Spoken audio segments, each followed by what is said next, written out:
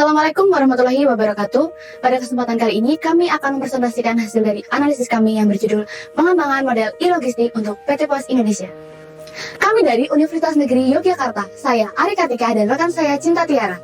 Belanja online merupakan pola konsumsi masyarakat Indonesia yang baru. Aktivitas ini menempatkan Indonesia sebagai negara peringkat pertama di dunia. Dan sejak pandemi berlangsung, persentase penggunaan aplikasi belanja online naik hingga 400%. Sehingga terdapat peluang bagi perusahaan penyedia jasa pengiriman barang untuk meningkatkan volume pengiriman barang. Salah satunya adalah PT Pos Indonesia.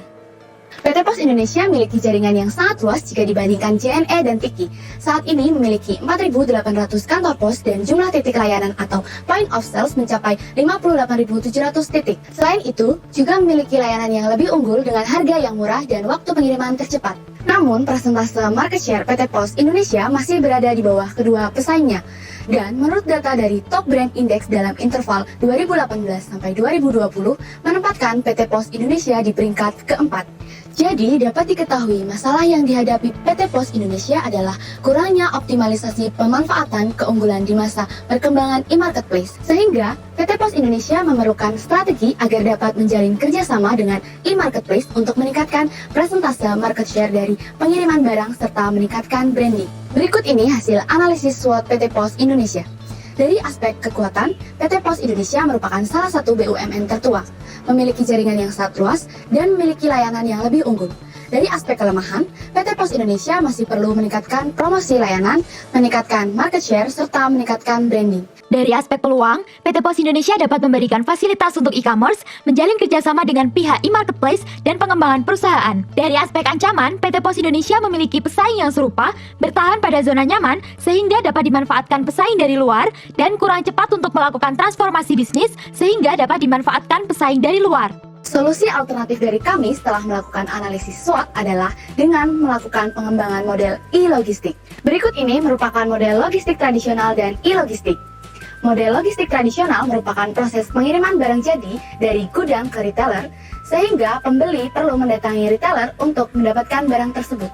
Model e-logistik merupakan proses pengiriman barang jadi dari e-retailer dan gudang ke pihak pembeli, sehingga dapat disimpulkan dengan menggunakan model e-logistik, kuantitas pengiriman barang akan semakin bertambah. Berikut ini pengembangan model e-logistik yang kami beri nama e-pos. Model e-pos merupakan proses pengiriman barang dengan memanfaatkan dua faktor, yaitu e-commerce dan e-marketplace. E-commerce merupakan aktivitas jual beli secara online sehingga pihak yang berkepentingan adalah penjual. Penjual dapat mengakses layanan dari aplikasi milik PT Pos Indonesia, yaitu Kuposin Aja. E-marketplace merupakan tempat terjadinya transaksi jual beli secara online, sehingga pihak yang berkepentingan adalah pembeli. Pembeli dapat mengakses layanan melalui aplikasi terkait. Dapat disimpulkan bahwa dengan memanfaatkan kedua faktor tersebut, maka kuantitas pengiriman barang akan semakin bertambah. Berikut ini alur proses pengiriman pos dengan model e-pos yang kami beri nama A2A. Pertama, yaitu akses. Pihak yang berkepentingan perlu mengakses aplikasi yang digunakan. Kedua, yaitu to, merupakan proses setelah mengakses aplikasi. Terdiri dari pay, yaitu pembayaran, kemudian pick up, yaitu penjemputan barang dari penjual secara langsung tanpa dikenakan biaya alias gratis, kemudian processing, yaitu proses yang dilakukan pihak pemberi layanan pos terdekat setelah penjemputan, dan delivery, yaitu pengiriman barang ke tempat tujuan. Ketiga, yaitu arrive, artinya barang telah sampai ke tujuan.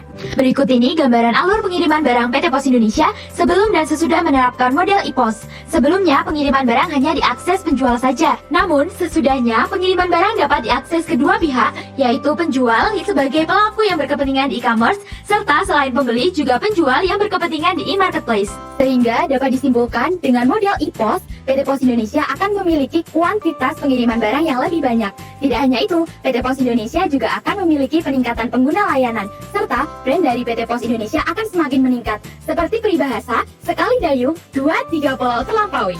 Berikut ini tampilan aplikasi yang digunakan PT Pos Indonesia dalam mendistribusikan layanannya setelah penerapan model e-pos. Sebagai customer, saya akan memilih layanan pos untuk proses pengiriman barang, karena selain jaringan yang luas juga memiliki harga yang murah dengan layanan yang paling prima disertai waktu pengiriman tercepat. Serta setelah penerapan model e-pos, maka akan jauh lebih mudah mengakses layanannya. Jadi, tidak ada alasan untuk tidak memilih PT Pos Indonesia sebagai penyedia jasa layanan pengiriman barang terbaik. Sekian dari kami, terima kasih, matur nuwun, wassalamualaikum warahmatullahi wabarakatuh.